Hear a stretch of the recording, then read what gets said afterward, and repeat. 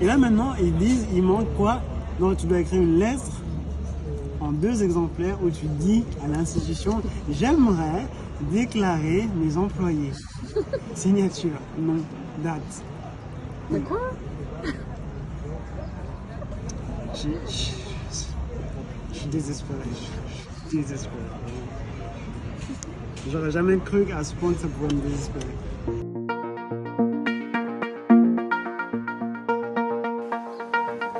Bonjour, je suis sur le chemin du travail, là, du coworking, et je voulais partager avec vous quelque chose. Je pense comprendre, depuis que je suis ici à Dakar, au Sénégal, pourquoi il y a en fait pas beaucoup de gens qui déclarent leurs employés, qui les régularisent. Ça a l'air comme ça. En fait, on a la tentation de dire que c'est des gens mal intentionnés, etc. est très grande, et je pense qu'il y en a. Mais je pense qu'il y a aussi beaucoup de gens, et j'en rencontre beaucoup d'entrepreneurs qui souhaiteraient régulariser leurs salariés, être en conformité.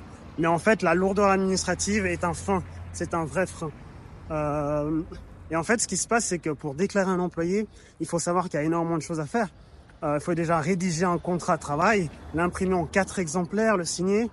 Il faut ensuite rédiger une lettre en fait à l'intention du directeur général de l'Institut de prévoyance retraite pour lui demander entre guillemets si on peut entre guillemets déclarer son employé. Donc c'est un peu le comble.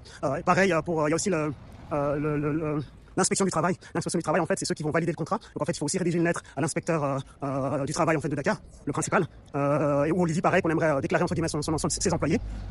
Et donc ça, il y a aussi l'attestation du registre du commerce, l'attestation du NINEA, les pièces d'identité à mettre. Il y a énormément de choses. Il y a aussi, il faut aller commander, et c'est payant, à la chambre du commerce, en fait, une déclaration à la chambre du commerce, une déclaration sur l'entreprise, de même que une déclaration de mouvement du travailleur, donc qui indique en fait qu'un travailleur, soit il passe d'un travail à l'autre, soit il est simplement embauché, etc. Et tout ça, en fait, il faut donc tous ces documents, il faut les réunir et aller les faire valider à l'inspection du travail, qui va viser donc les documents. Et donc après 15 jours, on peut récupérer tout ça et pouvoir enfin aller à l'IPRES, donc à l'Institut de prévoyance retraite du Sénégal. Donc ça fait énormément de choses et c'est beaucoup de lourdeur administrative et c'est très redondant en fait, parce qu'il y a beaucoup de choses qui se répètent qu'on pourrait en fait résumer. Et en digitalisant, ça permettra vraiment, je pense, de régulariser beaucoup de gens, parce qu'il faut savoir que au Sénégal, l'économie informelle représente entre je crois 80 et 90%, 90%.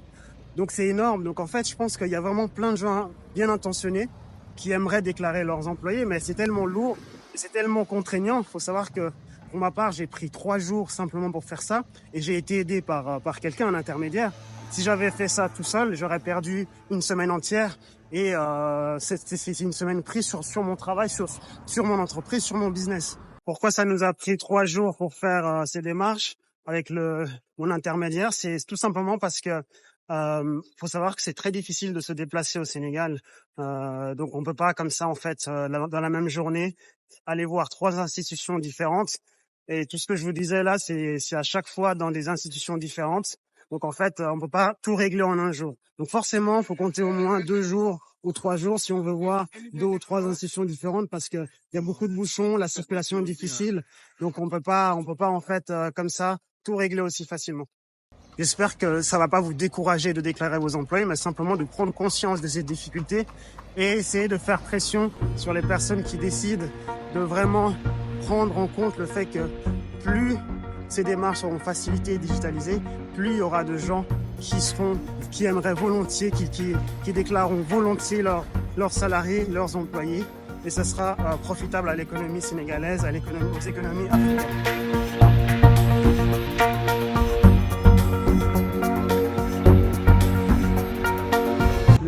Pour l'inspection et pour l'IPRES, on a les coordonnées à qui il faut écrire.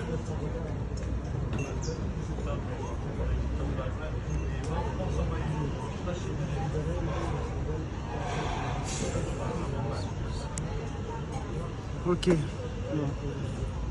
Ouais, je vois.